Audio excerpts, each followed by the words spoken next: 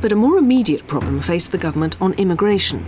In Kenya, Jomo Kenyatta's drive to Africanise his country created a crisis for British subjects living there. Towards the end of 1967, the heat was turned on the Asian community.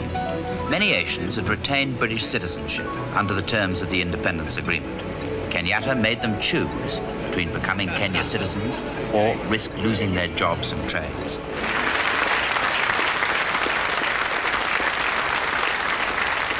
When many Asians chose to come to Britain, certain politicians on the right immediately raised the alarm.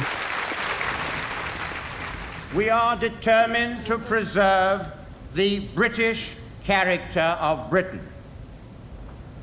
We welcome other races in reasonable numbers, but we have already admitted more than we can absorb.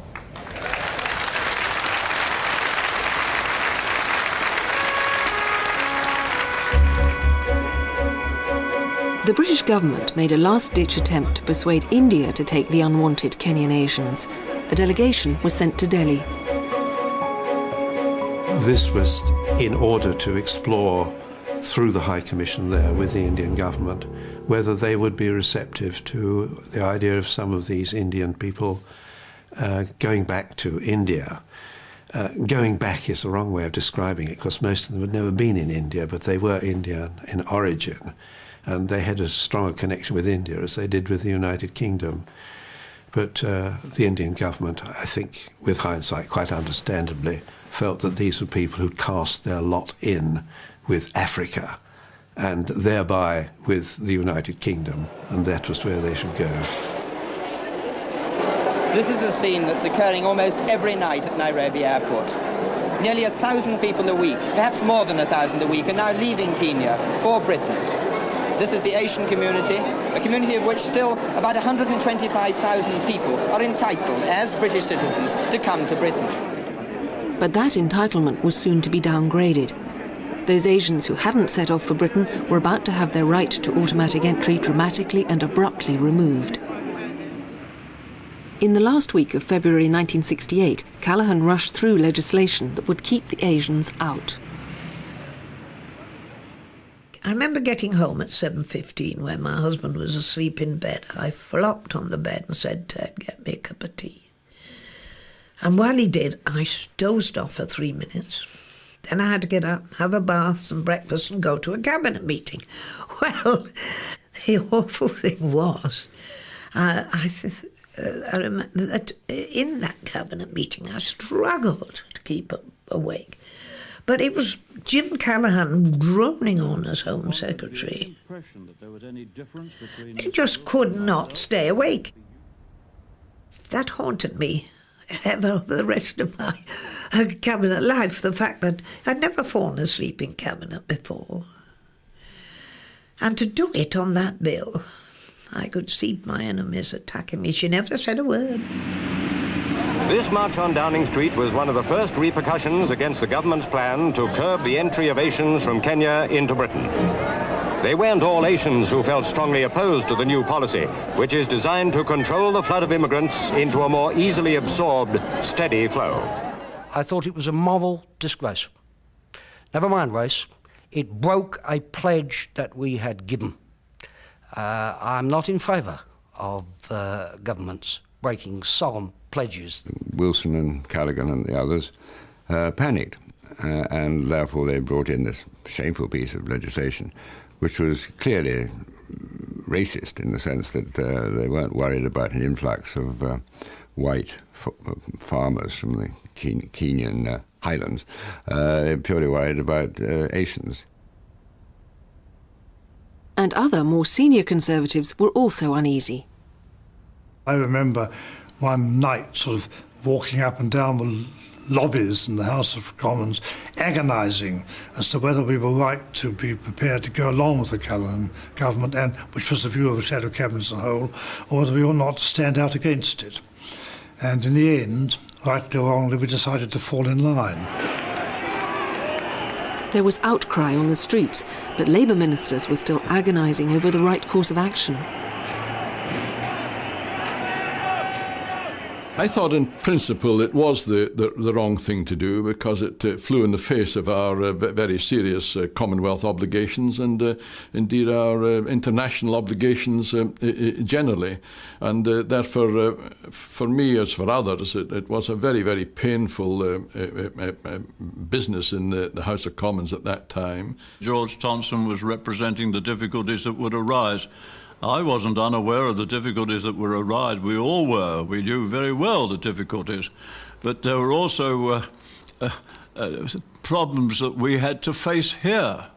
And we had to balance those problems. Shirley Williams and I spent the entire passage bill together, I was going to say moaning to each other, what do we do? And we went to see Jim Gallan twice and we talked about resigning. Yet in the space of 72 hours, MPs pushed through a law that turned British passport holders from Kenya into second-class citizens. Thousands of miles away in Nairobi, Kenya's capital, the Asian community prepared to leave. Britain was their destination. But the entry gates were quickly being closed. British passport holder Babu Mehta's application to join his family and pregnant wife in Britain fell the wrong side of February 1968. When I applied for the visa, they refused me. Said you can't join the family until you get your turn for the visa. So I had to stay back. Babu Mehta was thrown into prison as an illegal immigrant after he tried to come to Britain anyway, but without the necessary papers. So we were put all together with other criminals. There were 2 in rooms. We had to do toilet and everything in a room. Eventually, the British authorities sent him back to Nairobi. I went to Nairobi shortly after the legislation, and I saw the queues outside the British High Commission, which of course was a terrible sight for British citizens having to queue in all weathers in the street to try and get vouchers. Babu Mehta was one of a group of Kenyan Asians who camped outside the British High Commission as a protest against Britain's refusal to honour their passports.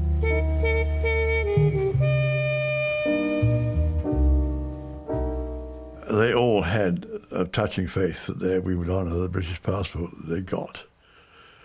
And they found they were not being treated as they saw it fairly. And so they came and in many cases were camped outside my immigration office. And it was a very demeaning situation. The reasons for refusing your application, which we are not prepared to discuss, reiterated that an entry certificate cannot be issued, and therefore I refuse your application. The matter is out of our hands. Increasingly concerned about his wife's health, Babu Mehta wrote to the wife of one of the British officials, pleading with her to intervene with her husband.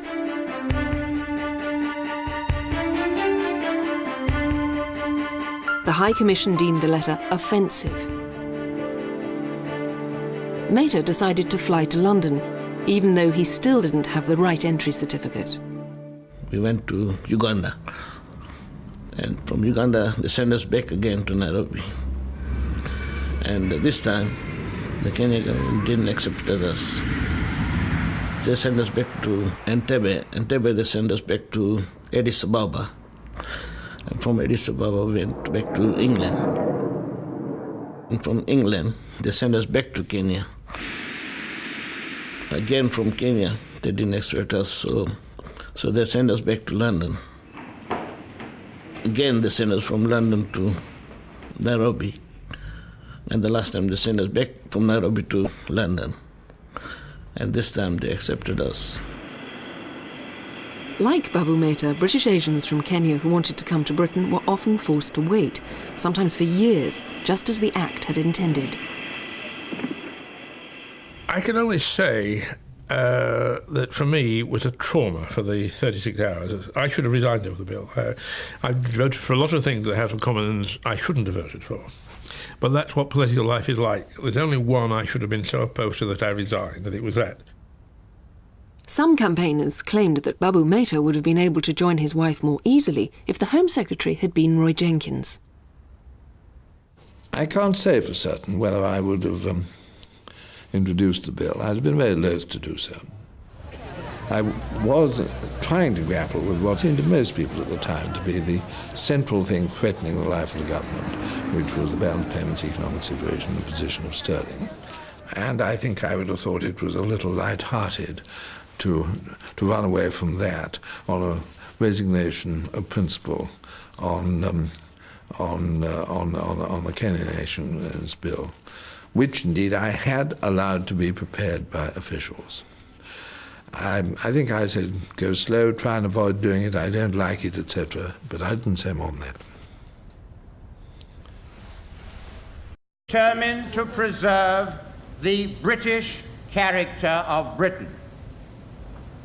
We welcome other races in reasonable numbers, but we have already admitted more than we can absorb.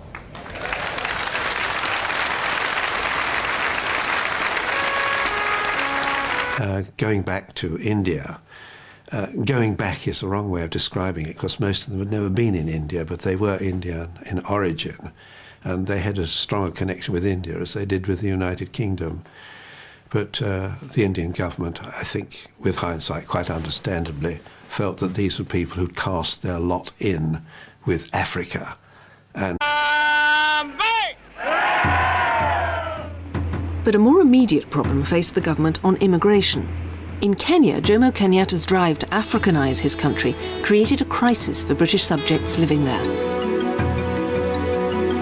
Towards the end of 1967, the heat was turned on the Asian community. Many Asians had retained British citizenship under the terms of the independence agreement. Kenyatta made them choose between becoming Kenya citizens or risk losing their jobs and trades.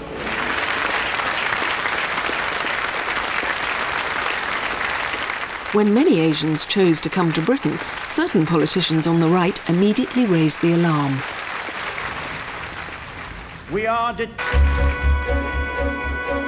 The British government made a last-ditch attempt to persuade India to take the unwanted Kenyan Asians.